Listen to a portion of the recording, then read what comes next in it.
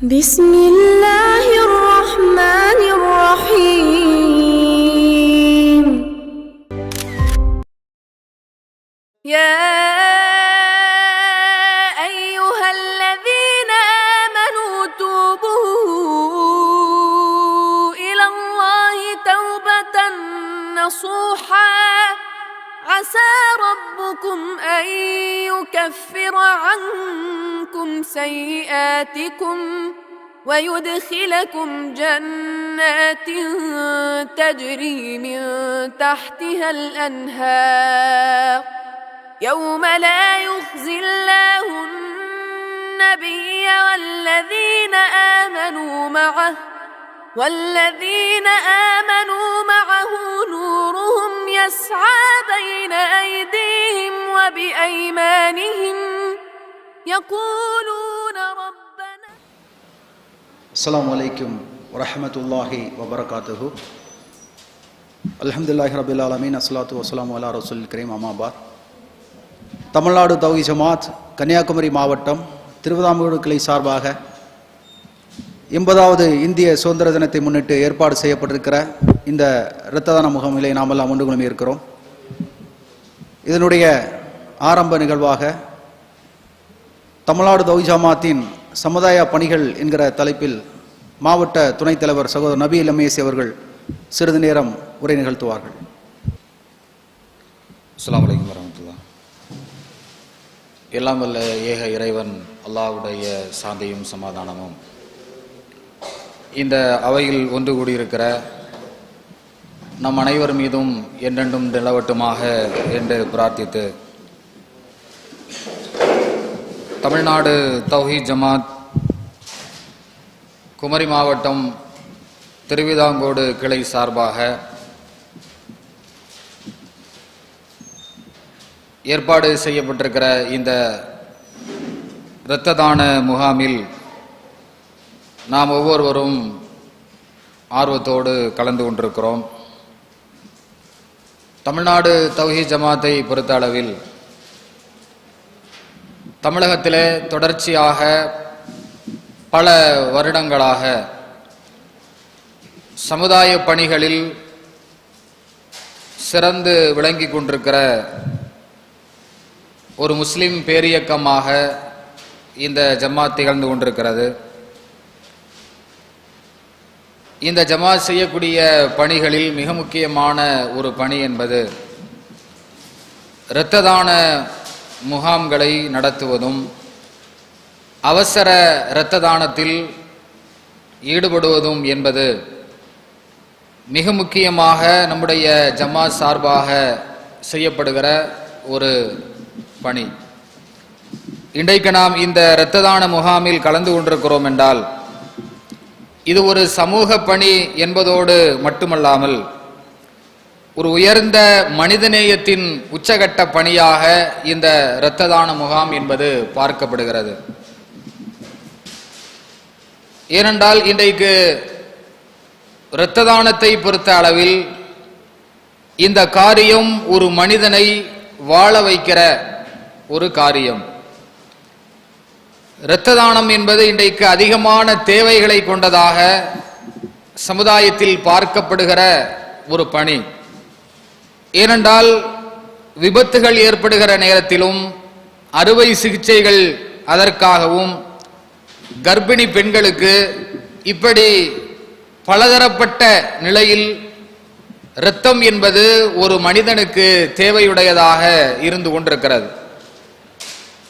இது போன்ற இந்த நேரங்களில் நாம் வழங்குகிற இரத்தம் என்பது அந்த மனிதனை வாழ வைக்கிற ஒரு காரியம்.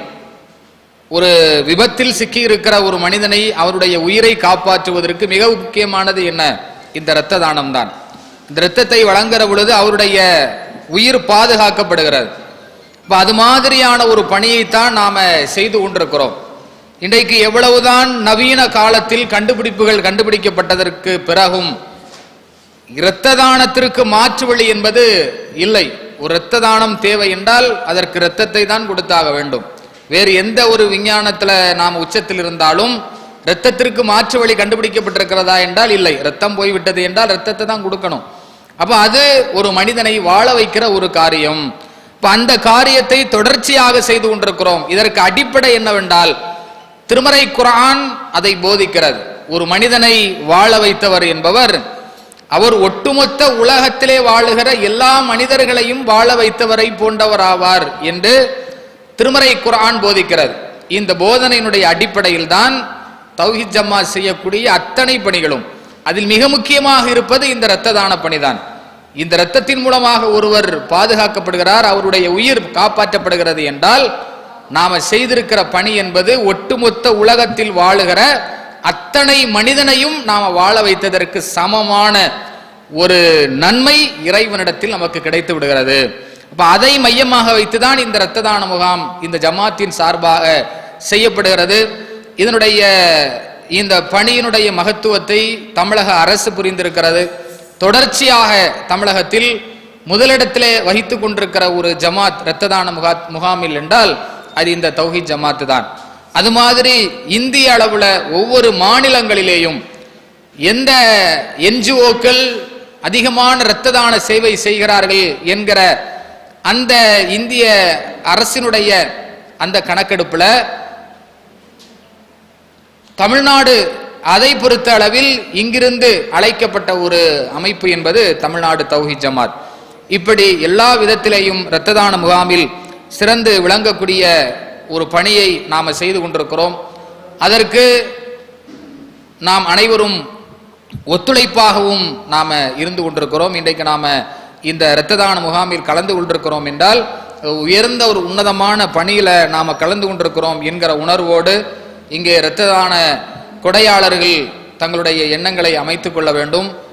இந்த கூலி இந்த நன்மைக்கு ஏக இறைவன் நம் அனைவருக்கும் சிறந்த கூலியை தந்தருள் புரிய வேண்டும் என்கிற பிரார்த்தனையோடு இந்த சிறிய அறிமுக உரையை முடித்துக் கொள்கின்றேன். அஸ்ஸலாமு அலைக்கும் வரஹ்மத்துல்லாஹ். அஸ்ஸலாமு அலைக்கும் வரஹ்மத்துல்லாஹி பரகாத்துஹு. தமிழ்நாடு தௌஹீத் ஜமாத் கன்னியாகுமரி மாவட்டம் திருவிதாங்கோடு கிளையின் சார்பாக 80வது சுதந்திர தினத்தை முன்னிட்டு இரத்த தான முகாம் இப்பொழுது நடைபெற்று கொண்டிருக்கிறது. இந்த பணி என்பது நம்முடைய ஜமாத்தின் சார்பாக தொடர்ச்சியாக நாம் செய்து வருவதை எல்லோரும் அறிந்த ஒன்றுதான். அதன் அடிப்படையிலே தமிழகம் முழுவதும் இந்த இரத்த தான முகாமை தொடர்ச்சியாக பல மாவட்டங்கள் பல கிளைகள் நடத்தி வருகின்ற நேரத்தில் தமிழ்நாடு தௌஹீத் ஜமாத் திருவிதாங்கோடு கிளையின் சார்பாகவும் இப்பொழுது நடைபெற்று கொண்டிருக்கிறது. இதனுடைய நோக்கம் என்னவென்று சொன்னால், எங்களுடைய மார்க்கம் சொல்லுகின்ற அத்தீனு நசீஹா, பிறர் நலம் நாடுதல் என்கின்ற இந்த நபிமொழிக்கு ஏற்ப எங்களுடைய இந்த பணிகளை நாங்கள் தொடர்ச்சியாக செய்து வருகின்றோம். தமிழ்நாடு தௌஹீத் ஜமாத் இந்த பணியை செய்வதன் காரணமாகத்தான் தொடர்ச்சியாக இரத்த தான பணியிலே முன்னணியிலே நாம் செயல்பட்டு கொண்டிருக்கக்கூடிய நேரத்தில் இந்த பணிக்கான முழு நன்மையும் நாங்கள் இறைவனிடத்தில் எதிர்பார்க்கிறோம். அதே நேரத்தில் இந்த பணி என்பது எவ்வளோ முக்கியமானது அவசியம் என்பதையும் எல்லோரும் அறிந்து வைத்திருக்கின்றார்கள். ஏனென்று சொன்னால் இன்றைக்கு பல்வேறு விதமான ஆக்சிடென்ட், அதே மாதிரி இரத்த தேவை என்பது பல நேரங்களில் எல்லா நேரங்களிலும் தேவைப்படுகின்ற நேரத்தில் அதற்கான ஒரு ஒத்துழைப்பு வழங்கக்கூடிய வகையில்தான் நம்முடைய ஜமாத்தின் சார்பாக இது மாதிரி முகாம்களை தாண்டி அவசர இரத்த தானங்கள் கூட நாம் என்ன செய்கின்றோம், தொடர்ச்சியாக நாம் மக்களுக்கு கொடுத்து வருகின்றோம். இந்த சேவைகளை செய்வதற்கு எங்களுடைய திருக்குர்ஆனும் முழுமையான அறிவுரைகளை சொன்ன அடிப்படையில் தான் இந்த சேவைகளை நாங்கள் தொடர்ச்சியாக செய்து வருகின்றோம். திருக்குர்ஆனில் இறைவன் சொல்வதைப் போல ஒரு மனித உயிரை காப்பாற்றுவது ஒட்டுமொத்த மனித குலத்தையே காப்பாற்றுவதற்கான ஒரு கூலி கிடைக்கும் என்ற அடிப்படையில் தான் இந்த சேவையை எங்களுடைய ஜமாத்தின் சார்பாக நாங்கள் தொடர்ச்சியாக செய்து வருகின்றோம்.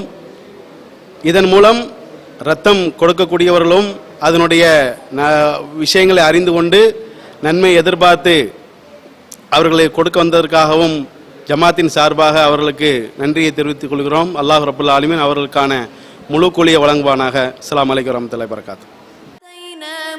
موسى الكتاب وجعلناه هدى لبني إسرائيل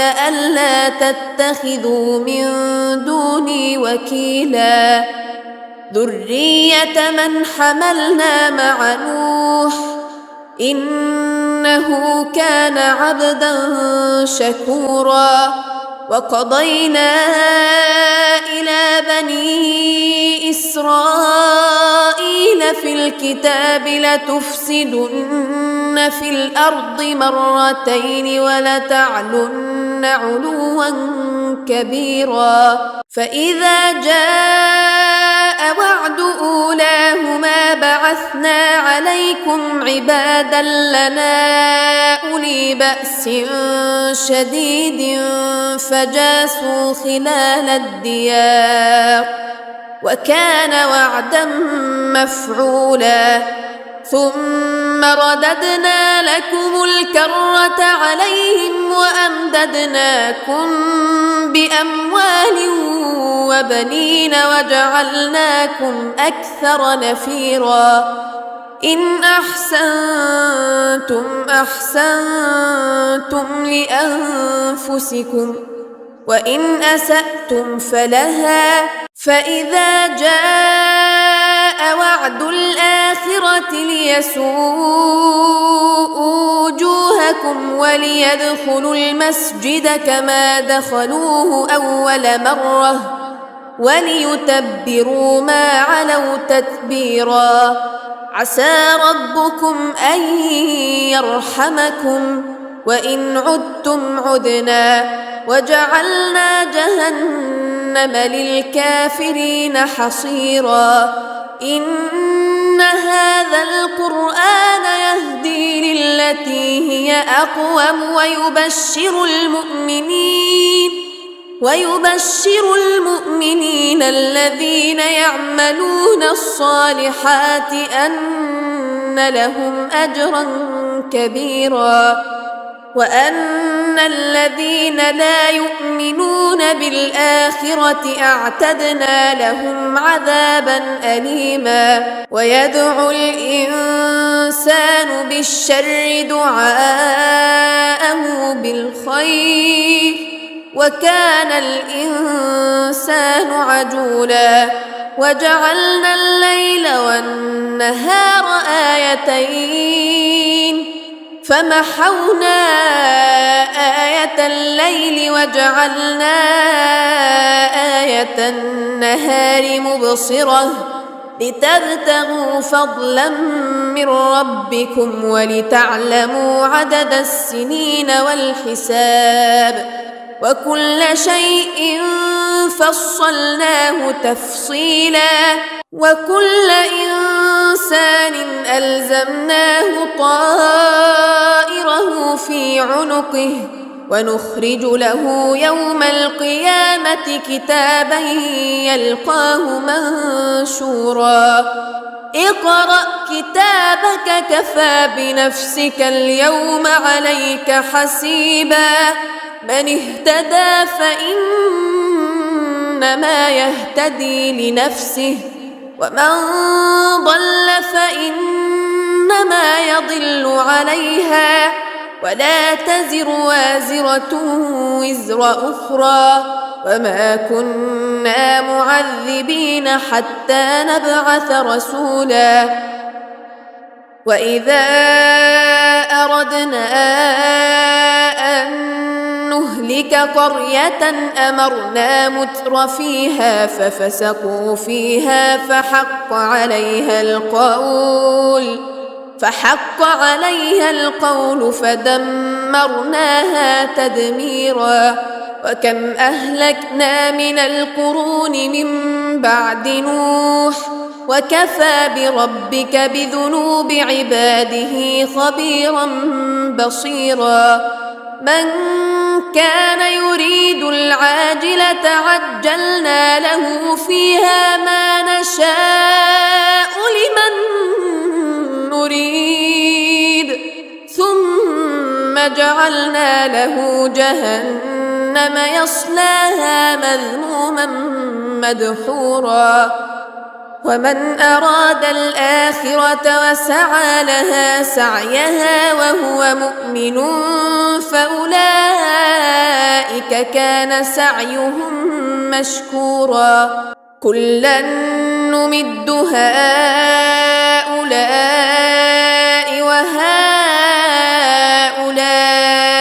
من عطاء ربك وما كان عطاء ربك محظورا انظر كيف فضلنا بعضهم على بعض وللآخرة أكبر درجات وأكبر تفضيلا لا تجعل مع الله إلها آخر فتقعد مذموما مخذولا وقضى ربك ألا تعبدوا إلا إياه وبالوالدين إحسانا إما يبلغن عندك الكبر أحدهما أو كلاهما فلا تقل لهما أف ولا تنهرهما وقل لهما قولا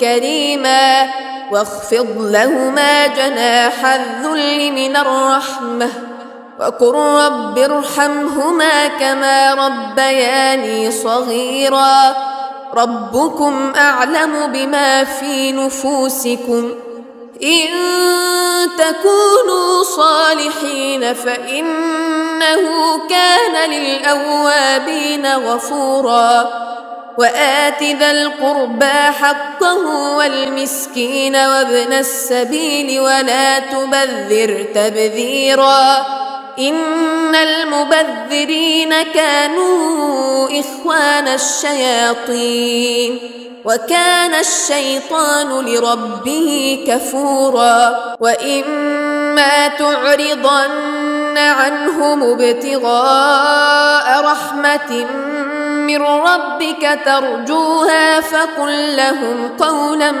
ميسورا ولا تجعل يدك مغلولة إلى عنقك ولا تبسطها كل البسط فتقعد ملوما محسورا إن ربك يبسط الرزق لمن يشاء ويقدر إنه كان بعباده خبيرا